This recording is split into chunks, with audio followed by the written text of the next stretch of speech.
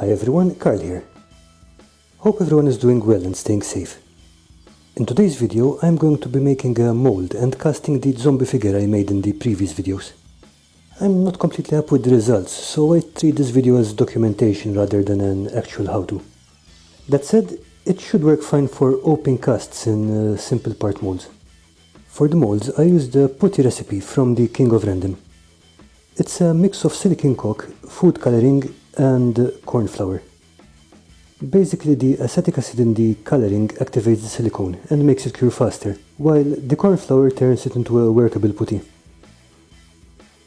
Gloves are non-optional for this step, as this thing is really sticky and the coloring will stain everything it touches. Also do this in a ventilated area and avoid standing over the mix. The reaction between the silicone and the coloring releases a very strong smell of vinegar and the fumes can irritate the eyes.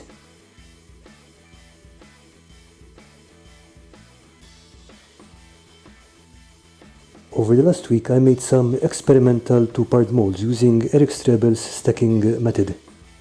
This kind of works with putty, but a pouring silicone would make it much easier to properly add vents and pouring holes. Also I found some trouble getting the second part of the mold to take a perfect impression, so I decided to leave this aside and try again once I get more supplies.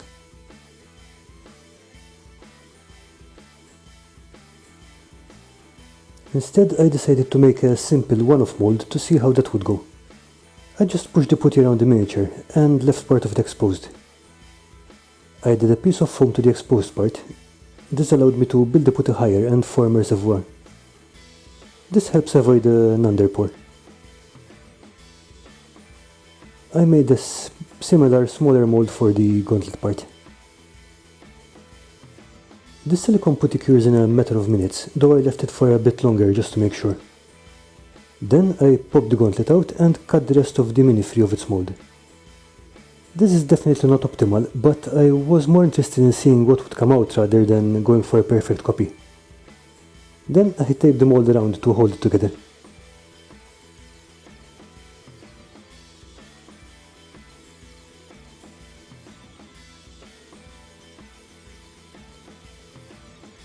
Next I poured in some 2-part liquid plastic and waited.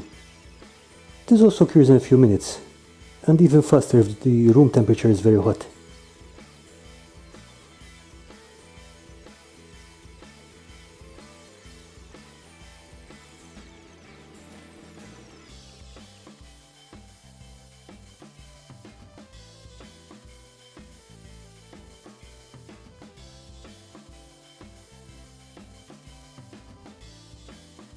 The gauntlet was pretty close.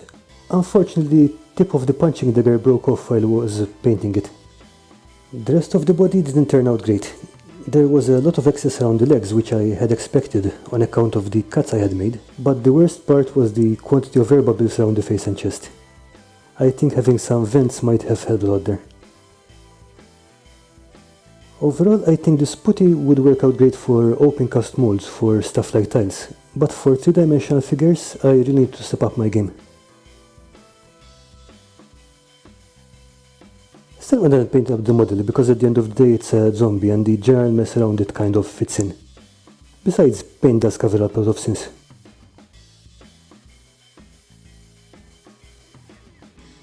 Thank you for taking the time to watch this video. I hope you enjoyed it and that you have a great day.